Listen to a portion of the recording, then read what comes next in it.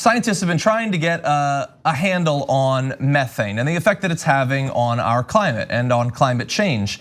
And it turns out that one of the reasons that some of their prior estimates on how much damage methane is doing have been off is that there are different kinds of methane and they've been counting it inaccurately. And so we're gonna run through some of the information. The important takeaway here is that methane is really, really bad and we don't want more of it to be released. So let's talk in particular about the sort of methane that we get from shale gas production. This is using modern hydrofracturing techniques. You've heard of fracking before. It tends to produce lighter methane than conventional natural gas drilling. So there are different sorts of both the drilling that produces methane and then the different methane types that you have. So if the lighter methane that we're talking of shale gas production is explicitly accounted for, which it generally is not in these sorts of estimates, shale gas production in North America over the past decade may have contributed more than half of all of the increased methane emissions from fossil fuels globally, and approximately 1/3 of the total increased emissions from all sources globally over the past decade. These are huge influences on climate change that are not being properly analyzed or properly estimated at this point. In addition, so that's the way that scientists are looking at it, but the government is also missing out on a lot of information here. 6 years of intensive research from the Environmental Defense Fund has shown that methane emissions from US oil and natural gas production are as much as 60% higher than government estimates. So that's hypothetically during a period in which, outside the last 2 years, the government sort of cared to get it right. That of course is out the door. And in fact, the Trump administration is readying a plan to end direct federal regulation of methane leaks from oil and gas facilities, even as some energy companies insist they don't want the relief. That's partially because some of these big oil companies, they know how bad it looks to suddenly have this regulation taken off of them. And they also know how damaging these sorts of leaks can be, not necessarily in terms of what the effect it has on the earth is, but in terms of the impact on the views, the public views of their own company. And so in some ways, the government, like with military budgeting, they're going farther in to try to help out this group than the group itself actually wants. Yeah, so somewhere Josh Fox is going, I told you. So he did Gasland and is one of the top experts on fracking, and he's been warning about methane leaks from fracking and how they cause more damage than other ways of getting energy from the ground.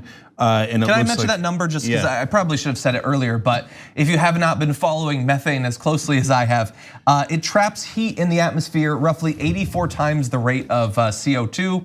Scientists estimate that around 25% of current global warming traces to methane, even though obviously it is a far smaller part in terms of volume of the problem, it has an outsized impact, and thus it's a big part of the problem we find ourselves with.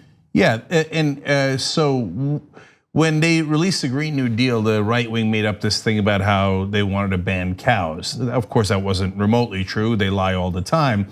There was a mention of cows because the point was you're actually trying to fix climate change, not unnecessarily attack oil companies. Like oil companies are an enormous part of climate change because of all the carbon that's emitted.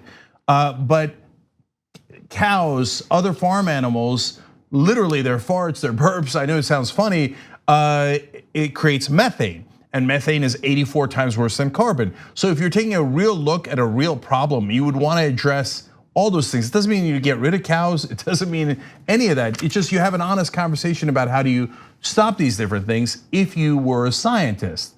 So, and the reason I even bother to clarify that is because the right wing is, for them, everything's a conspiracy because there is just a few billionaires that launch conspiracies and buy off all their media, their politicians, et cetera, et cetera. So they assume everyone else is conspiratorial. They're like, oh, so you want to kill off the oil companies because you hate them. No, we're trying to control both the carbon and the methane, and we're looking at all the different ways we can do that because there's no other planet and we need to live on this one.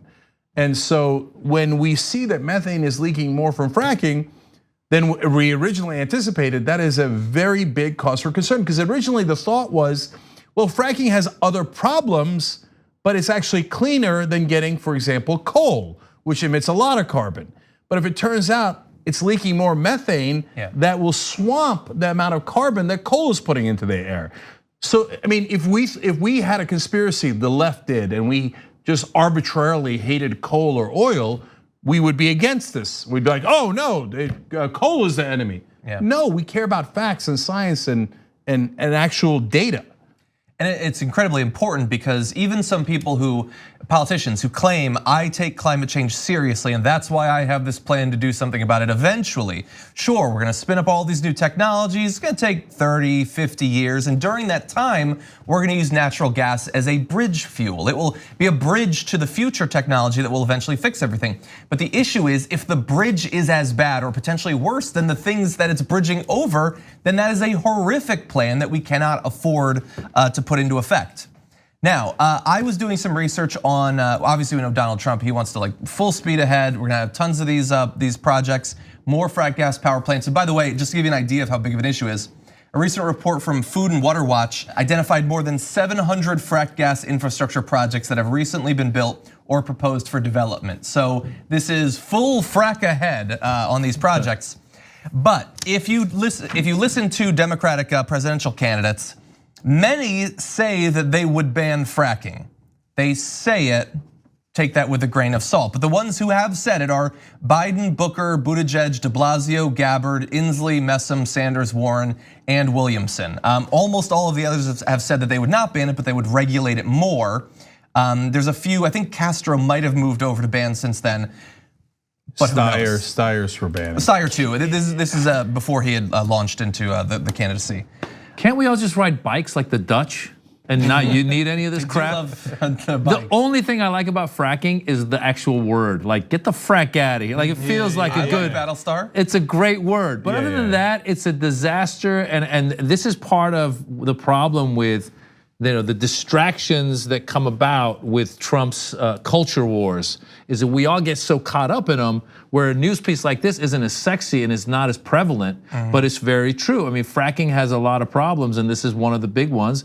I've been reading a little bit about some of the earthquake stuff that it causes. So it's something that needs to be looked into and regulated rather than being deregulated and just running buck wild. But because he's got us all busy with all the other stuff, nobody's really paying attention to this as much as they should be. Well, if you want this sort of non-sexy news, you should tune into the Damage Report, because on 3 episodes this week, the core of our shows, one was reforestation and deforestation, one was on literally how different animal species help fight climate change, and the third was on the Endangered Species Act. So it was a very unsexy week in the news for us. I'm already asleep and you just gave me the headlines. We tried to make it fun. If you do want to watch the Damage Report, you can watch it on Roku, Pluto, Zumo. You could also become a Young Turks member at tyt.com/join. But I'm going to double down on what Ma said. The fracking is a fun word. It is. Yeah. It is. Well, let's keep the word. Yeah. And I want to make one more serious point. Look, this is not just a Trump problem. Obama did some really good environmental regulations at the very end of his second term, but overall he was terrible on this issue. He allowed a wide-scale fracking all across the country, and a lot of Democratic governors like John Hickenlooper, God rest his political soul, he just dropped out of the race yesterday. Anyway, Hickenlooper was the worst. He fracked the hell out of Colorado, and so did a lot of Democratic governors. Again, it's not about partisanship, it's about reality and facts, and it was Democratic governors that did a lot of that, also Republican governors as well. But now, of course, Donald Trump is trying to do the mother of all fracking, which I guess would make him a mother fracker. On the go? Don't worry, we got you covered. You can still listen to TYT at our new podcast network. Find us on Apple Podcasts, the Google Play Store, or at tyt.com/podcast.